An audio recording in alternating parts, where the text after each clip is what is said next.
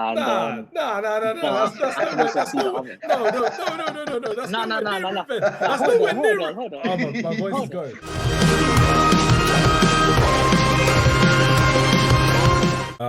But what I want to talk about next is kind of the big story of this week, I would say, the whole Cristiano Ronaldo to Manchester City rumours. There's talks of the deal being agreed already in certain parts of Europe. But because let's hear your thoughts on Ronaldo to Man City. As a neutral point of view, how do you kind of see that young, skillful winger that you saw at Manchester United going against like the Invincibles, going against the likes of Fabregas and Nasri in a couple of years after that? How do you kind of see that young guy from Manchester United coming back as like the star of Manchester City, being a striker, being a main man, working under Pep Guardiola as well, and playing for a rival club of his beloved Manchester United, or beloved Manchester United?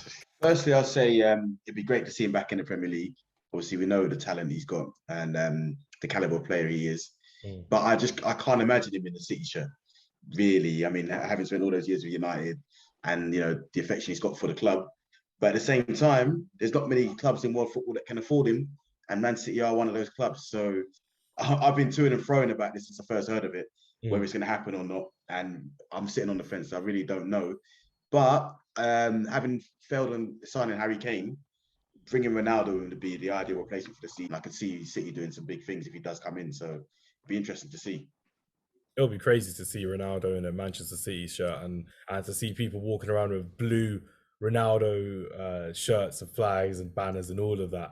I'll just be like throwing up like every other day just seeing that. So before me getting a bit too angry, let me hear Mahir's point of view on Ronaldo to Manchester City. Do you reckon he could work under Pep Guardiola? Do you reckon he can work in that system, or do you reckon Pep's got a plan for him if he was to come in and play with the likes of Grealish, De Bruyne, Sterling, Mahrez as well? I just don't see how he suits Pep's style of play. I feel like when PSG signed Messi, it was more than signing a player. It was like you're signing an institution, which is like very valuable in today's world. Man City are doing the same. They're like, yeah, the Qataris, they got Messi, so we need to do something. We're not getting Harry Kane. Let's get one of the greatest players of all time. Let's piss off Man United as well, and let's get Ronaldo. Me personally, I can like on one hand, I'm like, yeah, this is revenge for United fans getting Van Persie and laughing at us. Now you know how. Now you know how it feels. And, no. That's nowhere near revenge. Hold on. Oh, my voice is going. That's nowhere near revenge. In terms of pain, yeah, you didn't understand the pain. Every time Van Persie scored a goal that won you that title, it was like a dagger to my heart. For real. So to see Ronaldo killing it for Man City and winning the Champions League for Man City, yeah, that will be satisfying. I swear to God, that would be so satisfying. Just to see United fans crying. Oh my word. But you don't think from a footballing perspective though, that Man City need a number 9 right now, and Ronaldo is sort of a 9 these days. Yeah. It could be a little perfect fit. I feel like, do you know what? I think it might be. Do you know what? It might work in terms of, because Ronaldo's 37, right? They're biding their time for Erling Haaland, right? So when Ronaldo scores all those goals for Man City and then he eventually leaves, then they'll get Erling Haaland. So it's like Ronaldo is like a stopgap for, but like an amazing stopgap.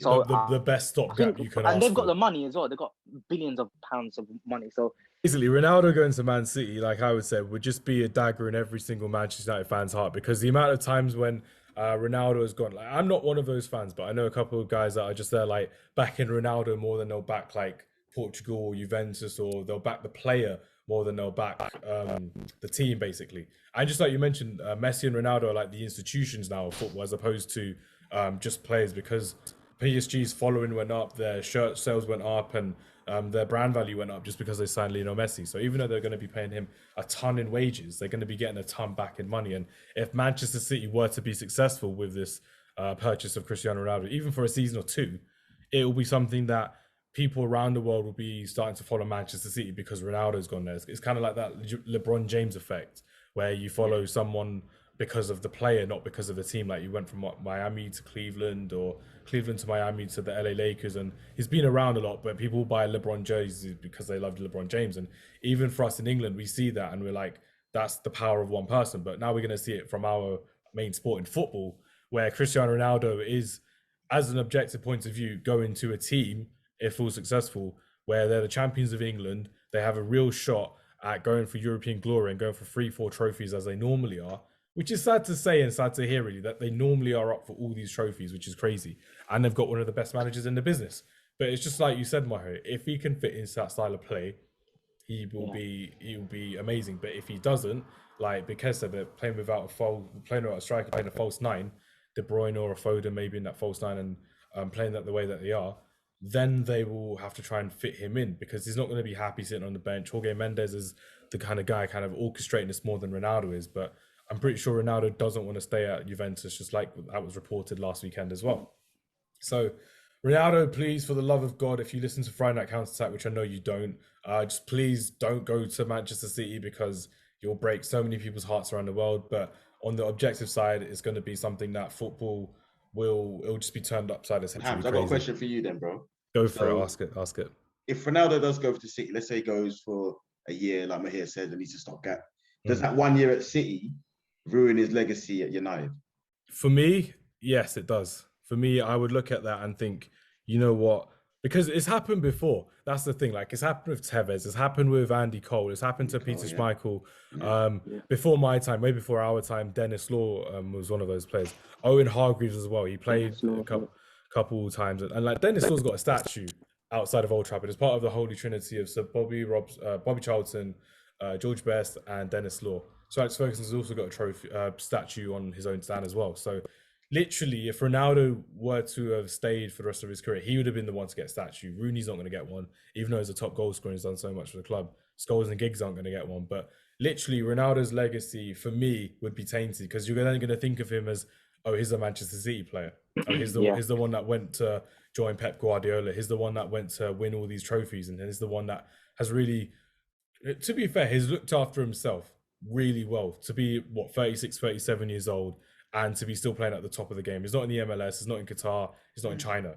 But the fact that he still wants to be playing at the highest of levels every season, and even when we looked at it last season, that game against Porto and in the Euros as well, he's doing all of it he can. Sometimes he's not even the best player on the pitch, but you know he's doing all that he can. But he's having to rely on other people that he can't depend upon. Bruno Fernandes was not dependable. Dybala wasn't even in the team last season for Juventus. So it's like Chiesa and like the defense kind of let him down, the midfield let him down. And if he's in a team where you've got De Bruyne supplying passes, Grealish supplying passes, Mahrez and Sterling doing your long runnings on the wing when he's just in there for the tap-ins and for the good shots and taking on defenders one-on-one, he's easy. He's living the easy life under Pep Guardiola and Manchester City. But like I said, it's not officially done yet, so it's just me kind of speculating if he does go. But if he does go, it'll be something where every FIFA session will be Manchester City versus PSG. Simple as that.